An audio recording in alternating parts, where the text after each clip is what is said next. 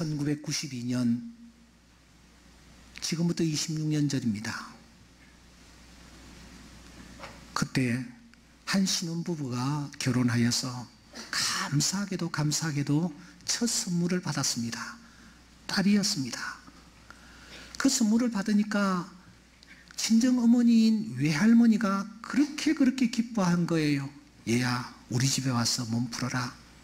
그래서 이 부인은 어린 아이를 데리고 친정으로 가서 산후조리를 하게 되었습니다. 기쁜 마음으로 산후조리를 하고 있는데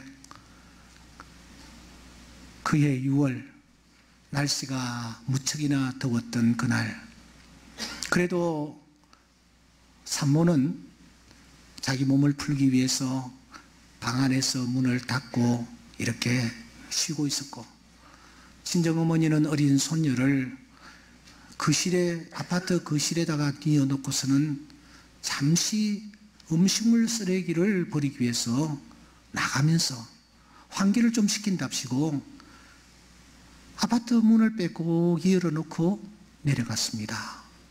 내려갔다가 올라오니까 배가 없는 거예요.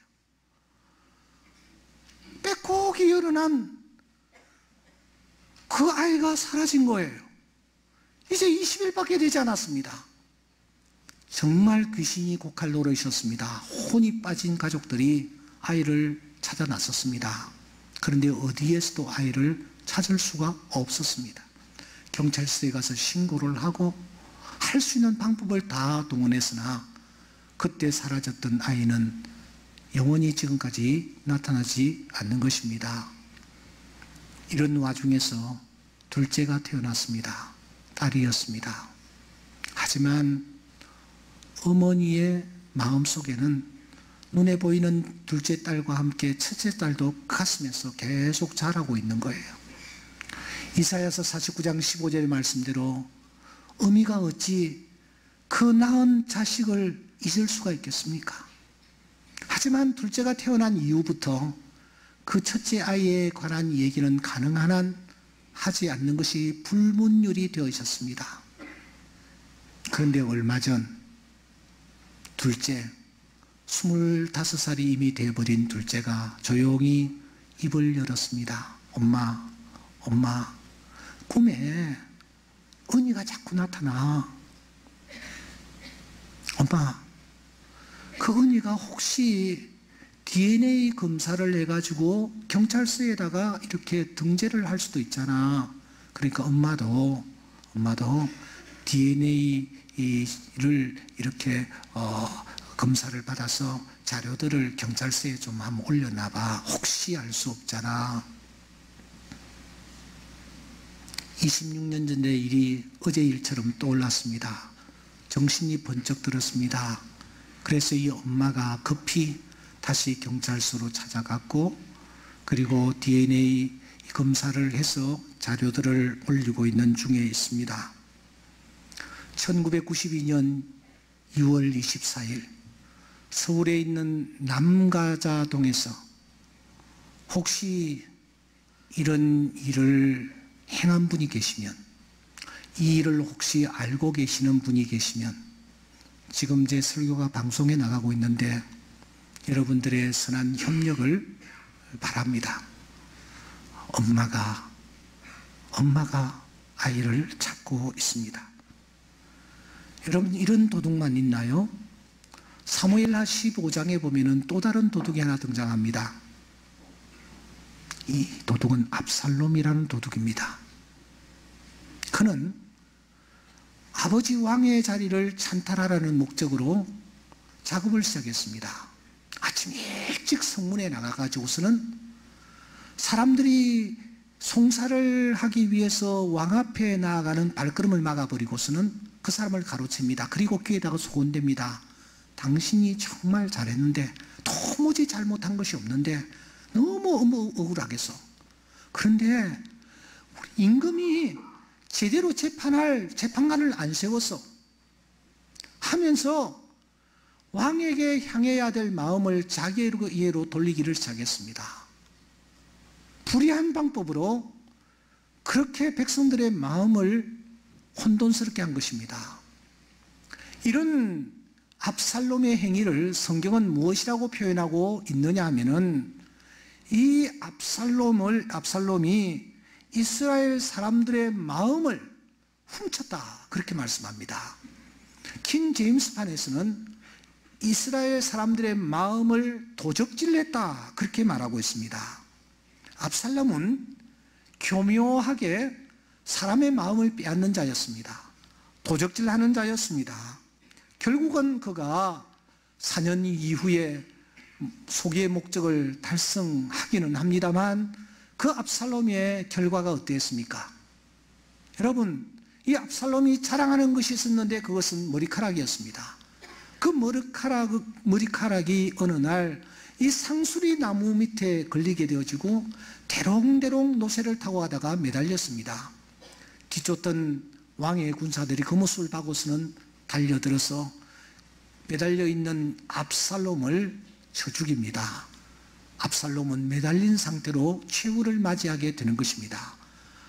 마음을 훔쳤던 자의 최후입니다. 그런데 이 압살롬보다 더 비참하게 최후를 마친 사람이 있습니다. 그 사람이 바로 이 가룟 유다라는 자입니다. 성경은 이 가룟 유다의 최후에 대해서 있는 그대로 우리에게 소개하고 있습니다. 이 사람이 의의 삭스로 밭을 사고 후에 몸이 곤두박질하여 배가 터져 창자가 다 흘러나온지라. 성경의 표현이라고 할 수 없을 정도로 아주 구체적으로 리얼하게 이 가룟 유다의 최후를 우리에게 소개하고 있습니다. 더 나아가서 마태복음 27장에 보면은 유다가 은을 성소에 던져놓고 물러가서 스스로 목매어 죽은지라고 했습니다. 이 두 군데 말씀을 우리가 종합하면은 이 가룟 유다의 최후가 얼마나 처참했는지 우리가 짐작하고도 남습니다. 아시는 대로 이 가룟 유다는 12제자 중에 가장 장래가 촉망되는 자였고 유능한 자였습니다. 다른 제자들이 대부분 다 갈릴리 북쪽 촌 출신들이었습니다. 그런데 유일하게 이 가룟 유다는 수도 예루살렘 서울 출신이었습니다. 그래서인지 일찍부터 많이 배웠던 것 같고 많이 익혔던 것 같습니다. 그래서 예수의 공동체가 형성되었을 때에 이 가룟 유다는 아주 두각을 드러냈습니다. 인정을 받았습니다. 중요한 위치를 점하기까지 했습니다. 때문에 마음만 먹었다면 이 가룟 유다는 베드로보다 더 중요한 발자취를 남겼을 거요. 후에 등장했던 바울이라는 사람보다 더 놀라운 일들을 행할 수 있는 가능성을 충분히 지지고 있는 사람이었습니다. 그런데 그 가룟 유다의 최후는 어떠했습니까? 오고 오는 세대의 모든 사람들에게 가룟 유다 하면은 저주의 인물, 모든 사람들이 숨고 손가락질하는 인물로 오늘 우리의 마음속에 자리매김하고 있는 것입니다.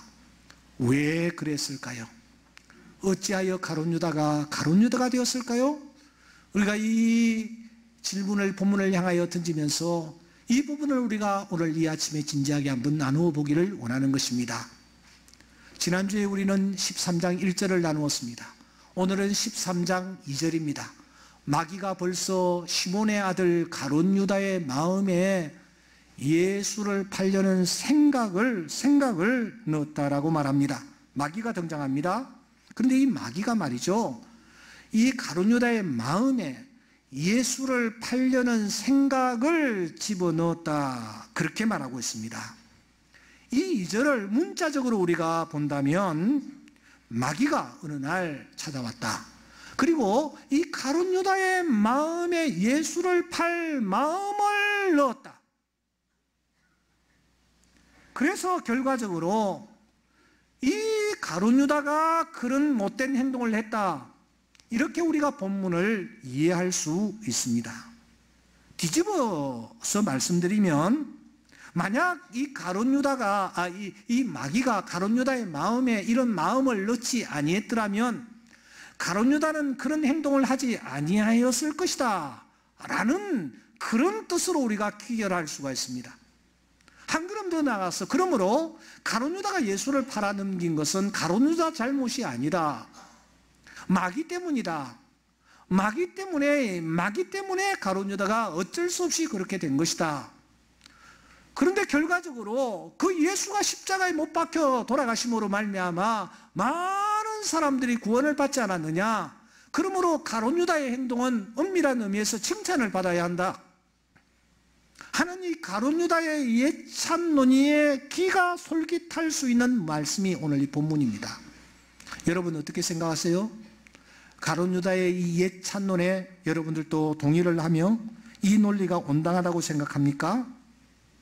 에데라는 단어를 놓치지 마셔야 합니다. 이 에데라는 단어가 오늘 본문에서는 벌써라는 말로 번역이 되어 있습니다. 에데라는 단어를 다른 성경에서는 거의 다 이미라는 단어로 번역을 하고 있습니다. 여러분, 그리고 이 본문은 완료형입니다. 에데, 벌써, 이미, 이 단어가 왜 중요합니까? 오늘 13장 2절에 보면은 이 생각을 지금 이 13장 2절 이 상황에서 집어넣은 것이 아니라 벌써 집어넣었다, 벌써 넣었다라는 점을 강조하고 있습니다. 벌써 넣었다라는 것입니다. 이미 앞서서 넣었다라는 것입니다. 그러면은 예수를 팔려는 이 생각을 언제 어떤 이유로 어떤 사건을 계기로 이 사탄이 가룟 유다의 마음에다가 이 마음을 집어넣었을까요? 에덴 동산에서부터 영적 전투는 시작되었습니다. 그 영적 전투는 예수님께서 인간의 몸을 입으시고 이 땅에 오시는 그때부터, 더 정확하게 말씀드리면 공생애를 시작하실 때에 그 절정에 달합니다.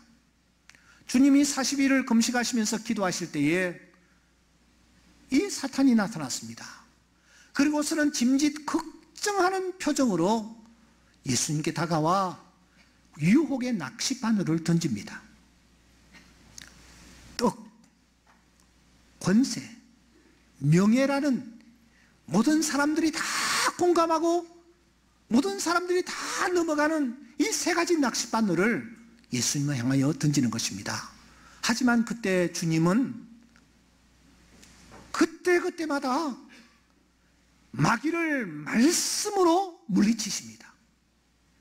그리고 마지막 주님은 이렇게 말씀하십니다. 사탄아 물러가라. 기록되었으되 주 너희 하나님께 경배하고 다만 그를 섬기라 하였느니라. 사탄을 향하여 물러가라고 외치시면서 하나님의 말씀으로 이 사탄을 물리치시는 것을 볼 수 있습니다. 그때 사탄이 4장 11절에 보면은 이에 마귀는 떠나고, 마귀는 예수를 떠나고 했습니다. 마귀가 예수님을 떠났습니다. 하지만 완전히 떠났습니까? 아닙니다. 예수를 넘어뜨리는 데 실패한 이 마귀는 예수의 공동체를 주목하기 시작했습니다. 예수님께서 부르신 당신의 제자들에게 시선을 고정시키기 시작했다는 것입니다. 이 제자들 가운데서 누구를 넘어뜨릴까? 누구를 넘어뜨릴까? 호시탐탐 노리고 있었습니다.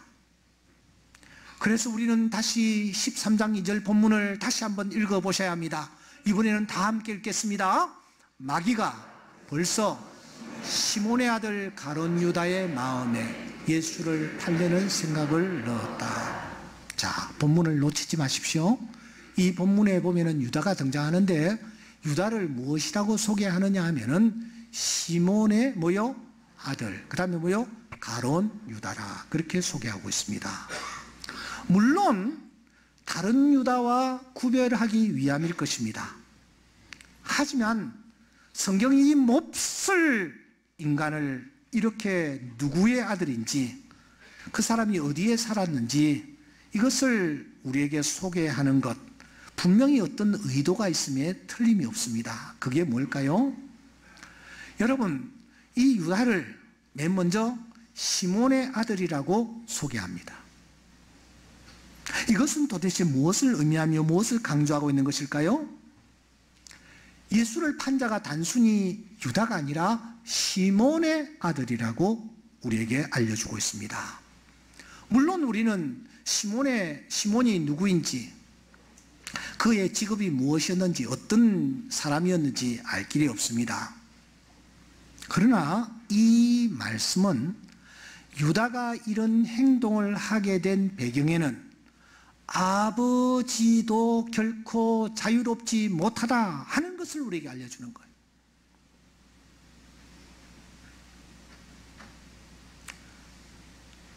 시몬에게서 태어나고 그 밑에서 자라고 배우고 영향을 받은 아들이었다 하는 뜻입니다. 부모가 자녀를 제대로 교육하지 못했다. 아버지 시몬은 어느 틈엔가 자기 자식이 그렇게 행동을 해도 그냥 두고, 그렇게 생각을 해도 그냥 내버려 두고, 그렇게 자녀 교육을 했다라는 것을 본문에서 가르쳐 주는 것입니다. 가롯 유다라 그렇게 말합니다. 이 가롯이라는 것은 동네 이름입니다. 물론 성경에 등장하고 있는 사람들은 성이 없습니다. 우리나라는 옥과 김가하고 성이 있습니다만 그 사람들은 그냥 아브라함, 이삭, 야곱이에요. 성이 없습니다. 그래서 구레네 시몬, 막달라 마리아, 베다니 마니아 하고 그 사람이 생장했던 동네 이름을 이름 앞에다 새깁니다. 가롯이라는 말은 그린요시라는 동네가 있었는데 그 동네에서 자란 사람이 가롯이었다. 물론 그런 뜻이 되겠죠. 그러나 이 가롯은 여러분 지방 이름입니다. 그러니까 환경을 뜻하는 거예요. 이 가롯이 어떤 동네였는지 어떤 분위기였는지 알 수 없지만 그런 분위기에서 이 유다가 자라면서 그런 성향의 사람으로 그가 점점 변질되어 갔다라는 것을 알 수가 있습니다. 우리가 이렇게 정리할 수 있는 근거가 어디에 있습니까? 가롯은, 유다는 시몬의 아들이었다. 아버지에게 책임이 있다. 가롯의 유다였다. 가롯이라는 환경이 일련의 책임이 있다. 어떻게 우리가 이렇게 정리를 할 수가 있습니까? 다윗이라는 소년이 골리앗을 무너뜨립니다. 그때에 승리하고 난 뒤에 이 다윗이 골리앗 앞에 섰을 때에 사울이 이렇게 묻습니다.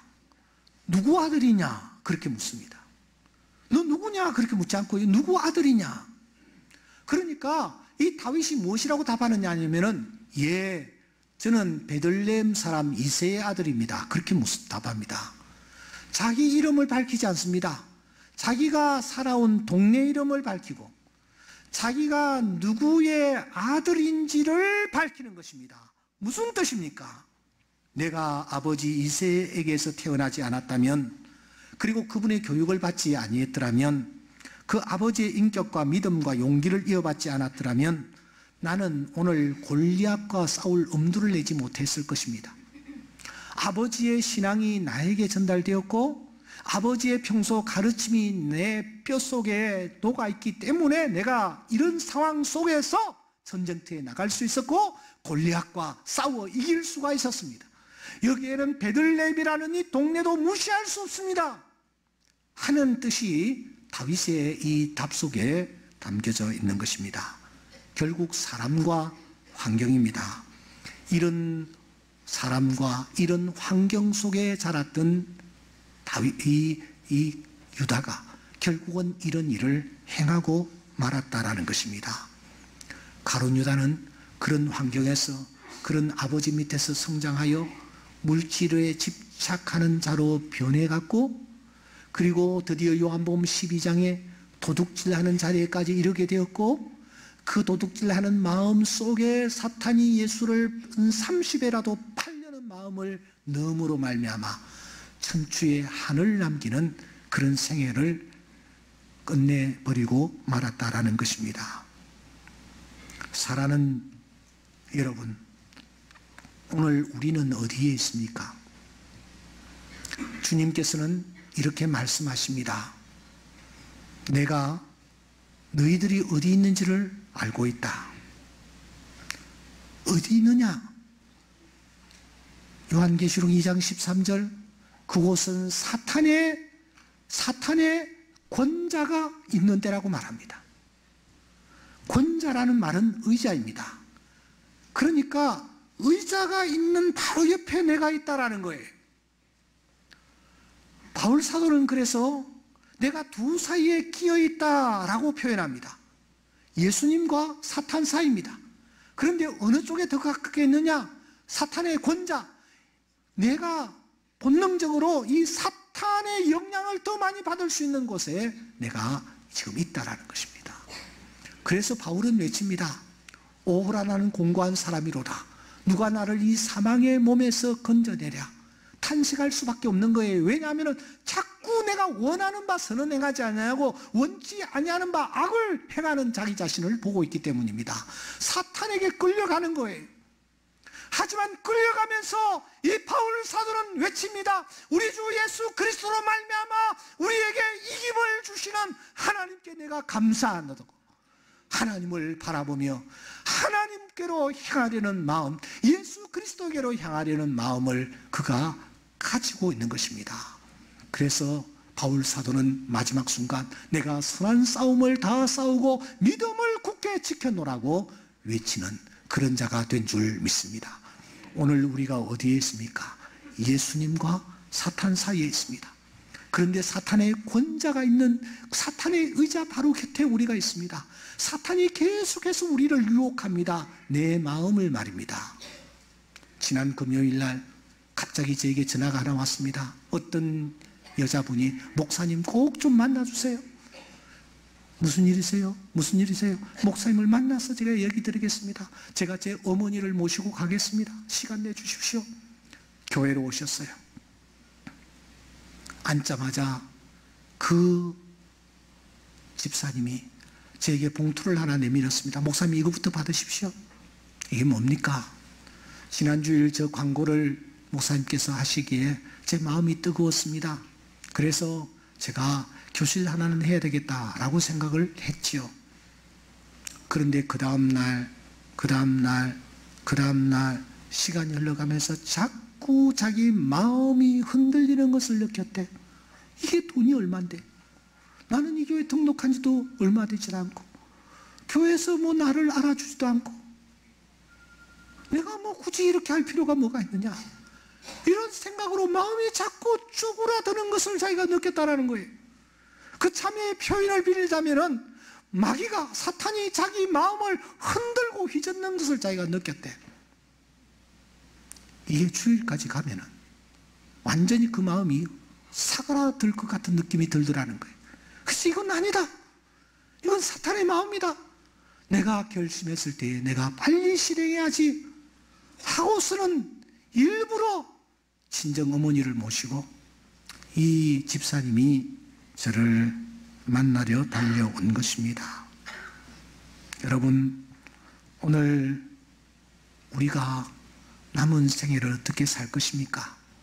지난주일 설교 제목이 그래서 주님은 뭘 하셨던가입니다. 오늘 설교는 그런데 가룟 유다는 뭘 했던가입니다.